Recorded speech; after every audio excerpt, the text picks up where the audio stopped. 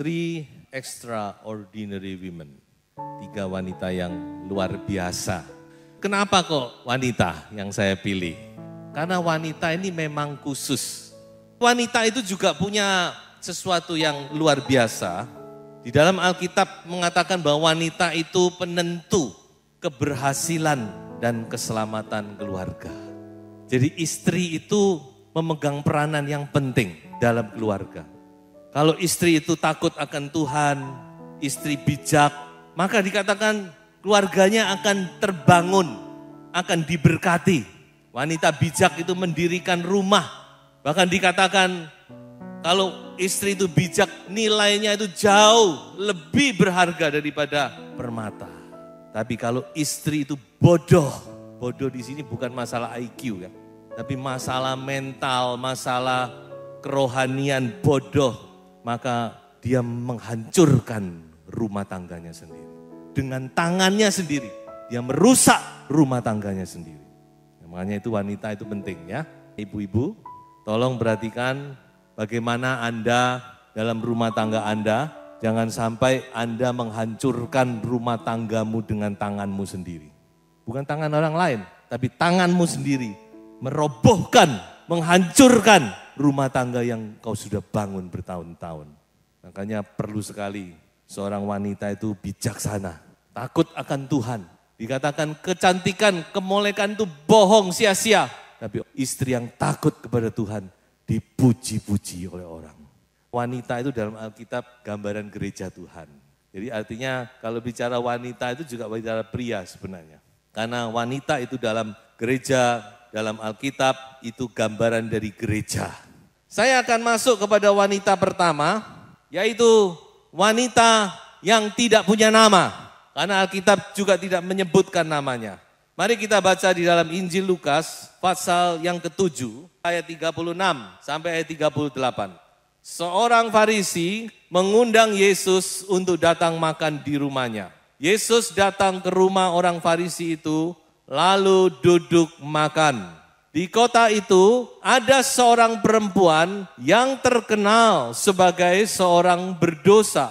Ketika perempuan itu mendengar bahwa Yesus sedang makan di rumah orang Farisi itu, datanglah ia membawa sebuah buli-buli pualam berisi minyak wangi. 38. Sambil menangis, ia pergi berdiri di belakang Yesus dekat kakinya, lalu membasahi kakinya itu dengan air matanya dan menyekanya dengan rambutnya. Kemudian ia mencium kakinya dan meminyakinya dengan minyak wangi itu. Ini perempuan yang tidak punya nama, tidak disebutkan namanya dalam Alkitab. Tetapi dia melakukan sesuatu yang luar biasa, yang extraordinary. Dia datang mendekati Yesus. Bahkan dia tidak berani dikatakan dari depan. Dia datang dari belakang. Kemudian dikatakan tadi, dia mulai menangis di kaki Yesus. Air matanya jatuh kepada kaki Yesus. Lalu dia pakai rambutnya. Rambut ini kan berharga bagi wanita ya. Dia pakai rambutnya untuk menyekanya. Dia ciumi kaki Yesus. Tidak cukup itu, dia sudah siapkan minyak wangi. Dia minyaki kaki Yesus. Itu yang dilakukan oleh wanita ini, saudara. Dan saya katakan bahwa sebenarnya ini adalah gambaran dari sesuatu penyembahan. Jadi apa yang dilakukan ini, saudara-saudara, adalah sebuah tindakan penyembahan. Karena penyembahan itu dalam bahasa aslinya itu mencium. Jadi saudara-saudara, perempuan ini menyembah Yesus dengan caranya sendiri. Dia menyembah dengan sesuatu hati yang hancur. Dia mencurahkan air matanya, dia hancur hati. Tapi jangan lupa, siapa wanita ini? Firman Tuhan berkata bahwa perempuan ini punya reputasi yang tidak baik. Tapi saya yakin dia melakukan gitu karena dia sudah bertobat. Hati perempuan ini dia sudah percaya kepada Yesus. Dia merasakan kasih Tuhan. Dia dijamah oleh kasih itu. So itu sekarang dia mencurahkan kasihnya. Dia mempunyai extraordinary love. Kasih yang tidak biasanya. Dia menyembah Tuhan dengan caranya sendiri. Mengapa perempuan ini bisa melakukan itu? Di ayat terusannya Tuhan Yesus ngomong karena dosanya yang banyak itu telah diampuni. Dia sudah bertobat, dia minta ampun dari dosa-dosanya. Makanya penting pertobatan itu saudara-saudara. Kita semua mungkin punya masa depan yang kelam juga. Tapi yang penting apakah kita sudah bertobat apa tidak. Itu yang penting bukan? Sebab tanpa pertobatan tidak ada pengampunan. Itu firman. Tidak cukup kita cuma menyesal, bertobat itu artinya kita harus berbalik arah. Jadi perempuan ini dia mengalami satu pertobatan. Dia merasakan bagaimana Allah mengampuni dosanya. Raja Daud pernah berkata bahwa betapa bahagianya orang yang diampuni dosanya. Mazmur 32. Dan itu yang dialami oleh wanita ini. Sehingga dia datang kepada Yesus. Dia mengasihi Tuhannya. Dia mencurahkan penyembahannya.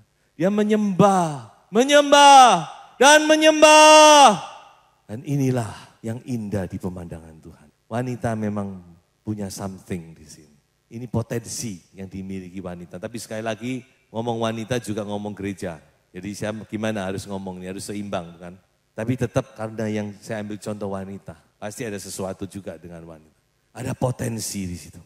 Potensi untuk mengasihi. Kapasitas yang Tuhan beri. Makanya saudara perhatikan ya, Tuhan berpesan kepada wanita bukan, hai istri kasihilah suamimu. Mestinya kalau seimbang kan begitu, betul? Kepada suami Tuhan pesan, hai suami kasihilah istrimu seperti engkau mengasihi dirimu sendiri. Seharusnya kepada istri juga sama. Hai istri kasihilah suamimu seperti engkau mengasihi dirimu sendiri. Tapi sudah lihat pesannya? Tidak sama. Mengapa? Karena tidak usah dipesan, istri itu dengan sendirinya mengasihi keluarga. Itu pasti, itu kapasitas Tuhan yang Tuhan berikan. Kalau normal loh ya, selalu ada perkecualian soalnya. Coba kita lihat saudara-saudara, sekarang kita mau kembalikan kepada diri kita sendiri. Kalau bicara wanita ini mungkin saudara kata, ya masuk akal. Wanita ini sudah diampuni dosanya banyak. Pertanyaannya sekarang bagi kita semua, bagaimana dengan kita? Ini yang sering terjadi bukan? Karena kita mengukur seperti orang Farisi tadi itu. Kita mengukur orang itu dosa yang nampak dan seterusnya. Tapi kalau kita mau sadar, kalau kita mau mengerti firman Tuhan. Bahwa sebenarnya perempuan ini mewakili Anda dan saya. Mengapa? Karena kita nggak beda-beda jauh gitu loh. Walaupun kita mungkin tidak seperti perempuan ini, reputasi kita jelek. Tapi kita juga banyak melakukan kesalahan, saudara-saudara. Mengapa saya katakan demikian? Ketika kita merasa kita lebih benar dari orang lain, itu sudah satu kesalahan. Itu yang diperbuat oleh orang Farisi ini. Aku enggak seperti pemungut cukai ini. Aku berlakukan ini, aku puasa, aku ibadah, aku perpuluhan, aku ini, aku itu. Kalau dia mah, ya Tuhan maklumilah. Dan Tuhan ngomong apa? Orang pemungut cukai itu pulang lebih dibenarkan oleh Allah. Apa yang mau saya sampaikan di sini? Mari kita juga menyadari bahwa kita sudah diampuni dosa kita. Kita mau menyadari kasih Tuhan yang begitu besar itu, yang sudah dicurahkan. Kita mau menyadari pengorbanan salib itu bukan untuk mereka, bukan untuk dia, bukan untuk sono, bukan untuk sana, tapi untuk sini. Kita harus menyadari itu. Maka di situ kita akan mempunyai sikap yang sama seperti perempuan itu. Tuhan, Kau selalu baik bagiku. Dan kita bisa menyembah Tuhan. Kita bisa mencurahkan kasih. Extraordinary love. Saya akan bergeser kepada perempuan yang kedua. Banyak orang mengacaukan dua perempuan ini. Tapi kalau saudara lihat dalam Alkitab jelas ini adalah peristiwa yang berbeda. Timingnya aja sudah berbeda. Di dalam Yohanes 12 ini timingnya adalah minggu terakhir sebelum Tuhan Yesus disalib. Yesus masuk kembali ke kota Yerusalem seminggu sebelum dia disalib. Dan di dalam minggu itulah terjadi peristiwa Yohanes 12 ini. Dan di sini jelas dikatakan bahwa yang mengurapi kaki Yesus adalah Maria, saudara dari Marta dan Lazarus. Mari kita baca dulu Injil Yohanes 12 ayat 1 sampai ayat yang ketiga. 6 hari sebelum Paskah, Yesus datang ke Betania, tempat tinggal Lazarus yang dibangkitkan Yesus dari antara orang mati. Ayat 2, di situ diadakan perjamuan untuk dia dan Marta melayani. Sedang salah seorang yang turut makan dengan Yesus adalah Lazarus. Ayat 3, maka Maria mengambil setengah kati minyak narwastu murni yang mahal harganya. Lalu meminyaki kaki Yesus dan menyekanya dengan rambutnya dan bau minyak semerbak di seluruh rumah itu. Di ayat yang lain dikatakan Maria bukan cuma sekedar meminyaki, tapi dia memecahkan buli-buli itu. Ini minyak wangi yang utuh ini, dipecahkan oleh Maria. Benar-benar ini satu totalitas. Oh luar biasa perbuatan Maria ini saudara-saudara. Dan itu minyak wangi yang dikatakan sangat mahal harganya. Harga 300 dinar itu adalah upah pekerja 1 tahun. Karena upah pekerja itu sedinar sehari itu umumnya. Ya saudara bayangkanlah kira-kira berapa itu. Jadi kalau dia nyelengi 1 dinar ini nggak dipakai, ya celengi terus setahun baru bisa membeli itu. Dan saya melihat apa yang dilakukan oleh Maria ini adalah extraordinary faith. Ini adalah iman yang luar biasa, bukan ordinary lagi, extraordinary. Mengapa saya katakan demikian? Karena sebenarnya Maria bukan mencurahkan minyak itu. Tapi yang dilakukan Maria adalah mencurahkan masa depannya. Karena menurut kebiasaan orang Yahudi, setiap wanita itu dia akan menabung, mengumpulkan minyak untuk hari pernikahannya. Jadi minyak itu memang dibeli, ditabung untuk mempersiapkan hari di mana dia menjadi pengantin wanita. Jadi itu minyak yang dipakai oleh Maria. Jadi itu bicara tentang masa depan. Karena itu saya katakan Maria pour out her future. Dia mencurahkan, dia memecahkan masa depannya. Bukan sekedar minyak saudara-saudara. Kalau minyak bisa dibeli, tapi ini masa depan. Dia curahkan di kaki Yesus. Dengan iman tentunya saudara-saudara. Ya punya iman dan tentu ada kasih di situ. Ini tindakan iman. Iman itu harus ada perbuatan. Dan ini kita lihat tindakan iman seorang wanita yang bernama Maria. Wanita dari desa Betania. Nah sekarang menjadi pertanyaan kita, dari mana iman itu? Kok Maria bisa punya iman kayak begitu itu dari mana? Dan firman Tuhan memberikan jawaban. Ternyata Maria ini punya satu kelebihan, yaitu dia suka sekali mendengar firman. Dia suka duduk di kaki Tuhan. Setiap ada kesempatan Tuhan datang ke Betania, Tuhan mampir di rumah itu, Tuhan mulai sharing firman. Karena dia adalah sang firman itu.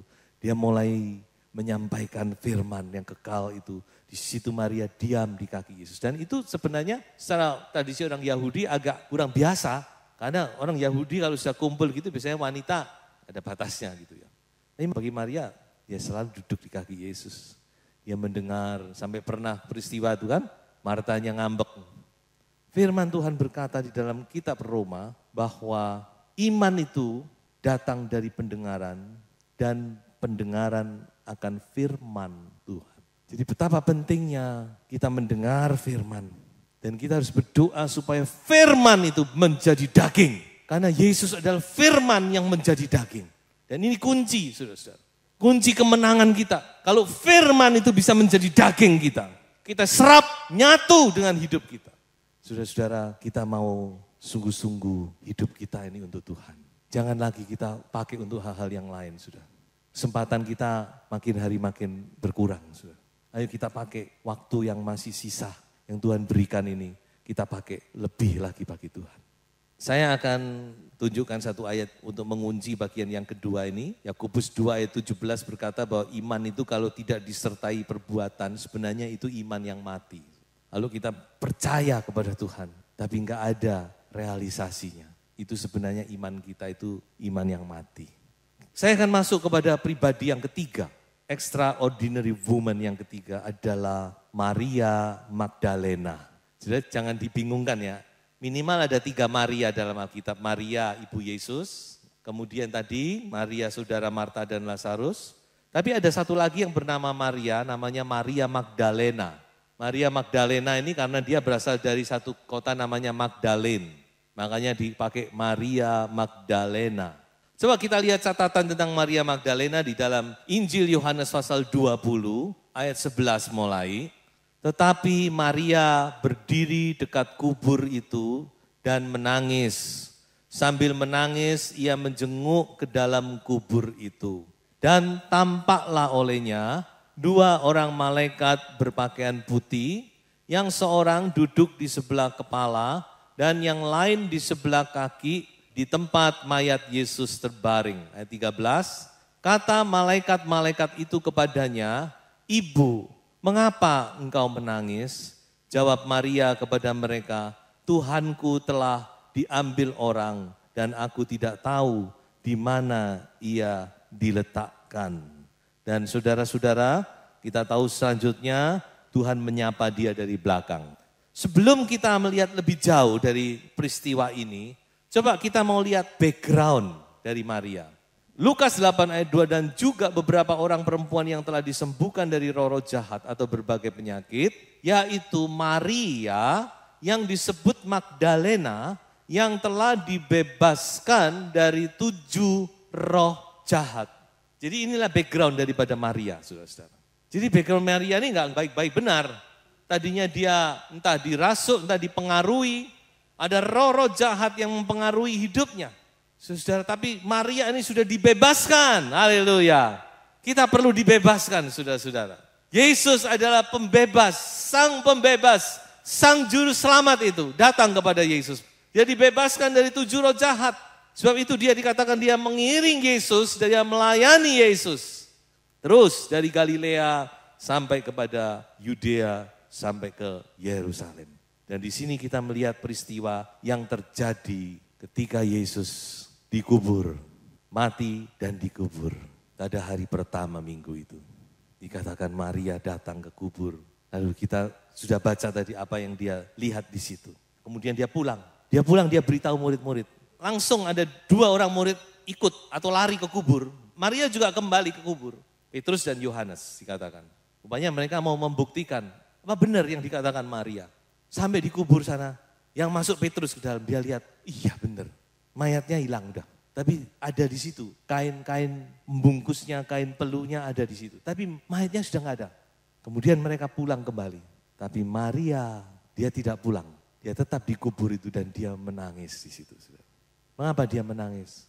Karena dia kepingin ketemu dengan Yesus walaupun hanya melihat mayatnya. Ini yang dilakukan Maria. Dia begitu cintanya, dia begitu ingin ketemunya, dan saya katakan bahwa ini adalah sebuah harapan.